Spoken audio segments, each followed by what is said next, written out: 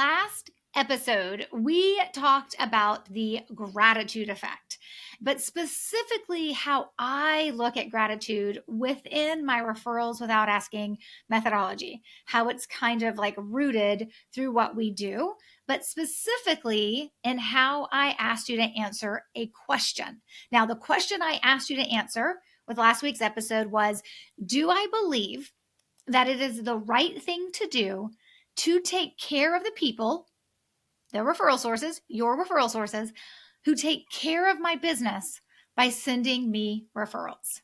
Let me just say it again, just in case anyone missed last week's episode. Do I believe it is the right thing to do to take care of the people, your referral sources, who take care of my business by sending me referrals?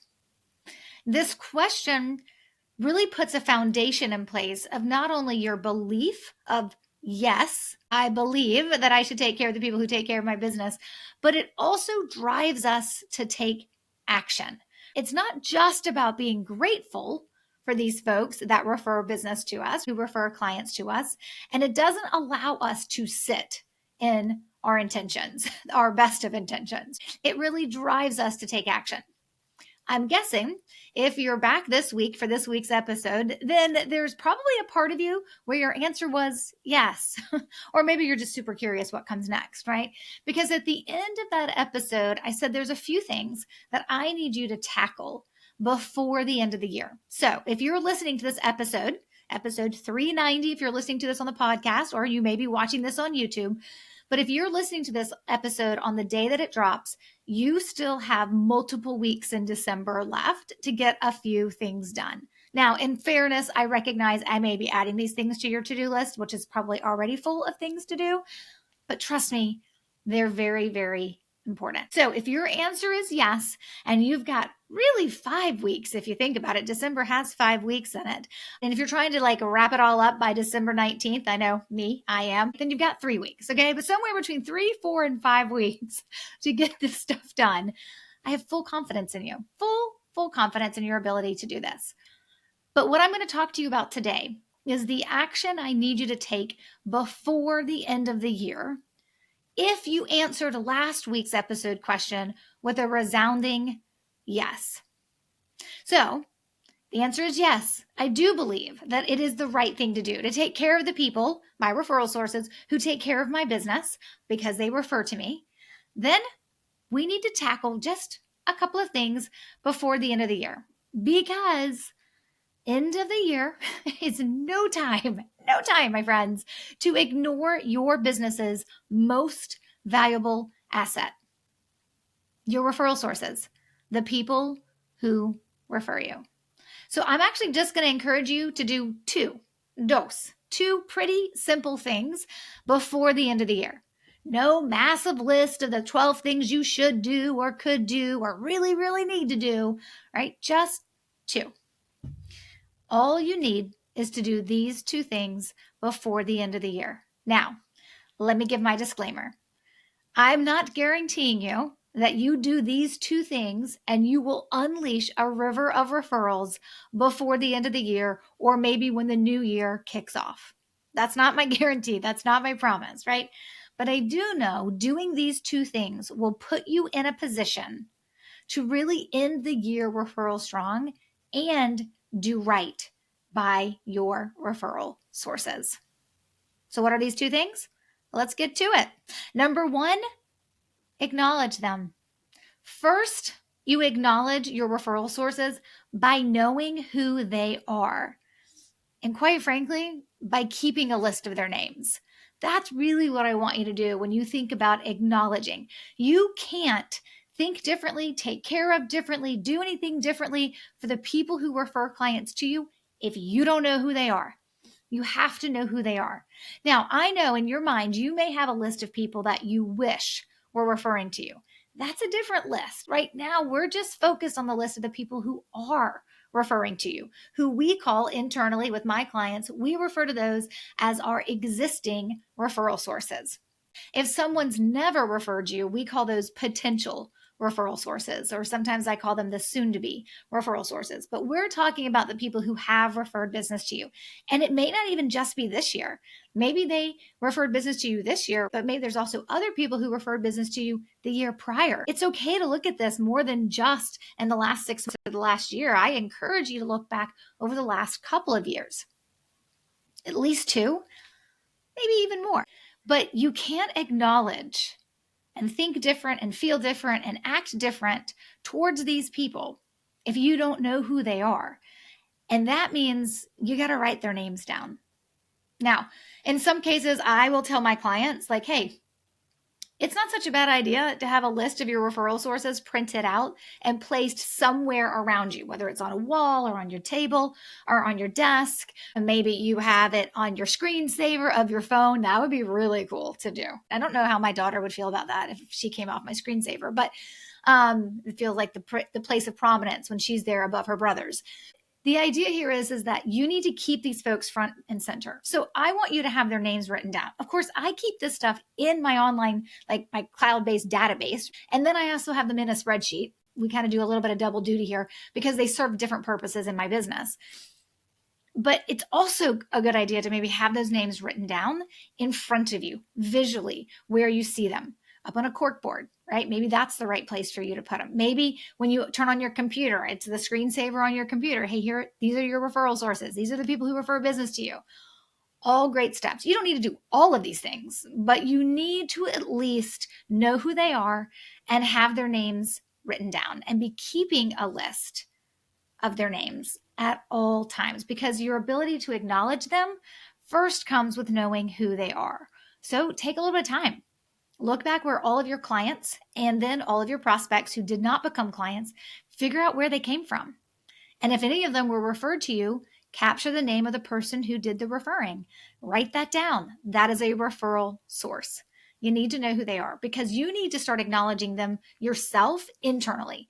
Before you actually do anything to acknowledge them externally, you really need to focus on acknowledging them internally first.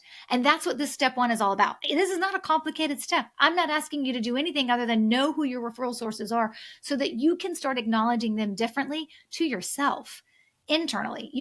When you know somebody who sent you a bunch of business, you just will think of them differently once you are in, like, you know for a fact, these are who these people are. Once you see their names written down or typed up, you'll be like, oh, wow, I just feel different, think different. You're seeing things different, right? So that acknowledgement, even though the number 1 tip I'm giving you right now is to acknowledge them, I'm really asking you to start by acknowledging them internally for yourself before you do anything externally. Okay, so like I said, there's just 2. So what's the second one? What's the second thing I want you to do that I don't want the year to end without you doing this? Well, you probably can guess where this is going. Thank them. Now, if you're a client of mine or if you're an alumni client of mine, you know this time of year, we are sending a specific touch point with specific language to cap off our year of showing thanks and gratitude. There's something very specific that I teach my clients to do. But even if you're not a client of mine, this is all rooted in you understanding and knowing the importance of thanking them for the referrals they have sent to you. Thanking them for putting their reputation on the line and sending business to you, right? So your ability to thank them is really important. Now, here's the thing. I know what some of you are thinking. How do I have to thank them, Stacey? Well, if you're a longtime listener of this podcast, you already know the answer to that. A handwritten thank you note. Because a handwritten thank you note says something that no other form of communication can say. And a handwritten thank you note says, I'm worth your time, because it takes time to write them and nobody does them. I have actually been saying that nobody sends thank you notes for more than a decade in this business. And then, of course, recognized it long before that with anything else that I've been doing. So people don't write enough thank you notes as it is, but you need to thank them. And a handwritten thank you note is a great way to do that. No, you don't have to send an expensive gift at the end of the year for Christmas time or Hanukkah or end of the year. You can. That's cool too, but you don't have to. It doesn't fit in everyone's budget. And maybe you do other things. And so it doesn't make sense to send a holiday gift at the end of the year, but you do need to thank them. And I believe the number 1 best way to do that, of course, is in a handwritten thank you note. But what if where your referral sources live, it's really hard to get mail to them? Okay, well, the next best thing after a handwritten thank you note is to send a personalized video, which doesn't mean film one video very generically and then send the same video to all of your referral sources, whether that's 6, right? Or it's 16 or it's 36. No, that means record individual videos to each of your referral sources. Very important. Thanking them, personalizing it by saying their name so they know it's actually for them and not a blanket video. So it always matters. It always matters when you personalize things. The handwritten thank you note, I just think, is very special.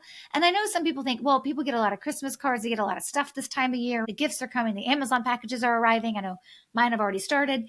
Yes. And it's still nice to get a card that's different this time of year as well, that thanks them. So thank you card, yes. Or if you're like, right, I can't mail to all my referral sources, then send a video. Outside of that, though, those are really the only 2 things I want you to consider doing. So card, video. So again, if you're a client of mine or alumni client of mine, you already know exactly what this touch point is going to look like and exactly what you're going to say. But at the heart of it, we're just making sure that our referral sources know at the end of the year, we are thanking them for what they have done. So the first thing I asked you to do, acknowledge them. The second thing I'm asking you to do, thank them. All right. These 2 things are simple enough. They truly are. And you are more than capable of doing it. And you are more than capable of getting it done in the next 5 weeks. And I say that as somebody who always feels the crushing sense of to-dos this time of year, like probably all of you listening or watching this, right? I'm not immune to that. I know you're not immune to that. But taking the time to thank and acknowledge your business's biggest asset should be something we are always making time for. They are that important. The question that remains now is, now you know what to do. Will you do it? Will you do 2 of these things? I know you can. Now I'm hoping you'll tell me that you did. I would love to hear from you as soon as you've done these 2 things. Please reach out to me via email, or of course, you can always slide into my DMs on LinkedIn or Instagram. And before I let you go, can I ask a favor? If you've purchased and read my new book, The Referable Client Experience, would you mind going to leave a written review? And preferably, my preference, of course, it's with a 5-star rating as well. Of course, I want it to be honest for you. Our goal is to hit 50 reviews in the next 3 weeks. So we're trying to hit 50 reviews on Amazon before December 19th, which is what I feel like most people will start shutting everything down and kind of try to enjoy the last 2 weeks of the year. That's definitely my plan with my company. So can you help me out? Would you be able to go leave a written review, a 5-star rating and written review over on Amazon to help me get to 50 reviews before December 19th? That would be amazing. Okay, so as we wrap up this episode, you can access the transcripts of this episode, right? Plus, of course, the book links and anything else you need to know in the show notes page at staceybrownrandall.com/390. Thanks for making it to the end. Until next week, take control of your referrals and build a referable business. Bye for now.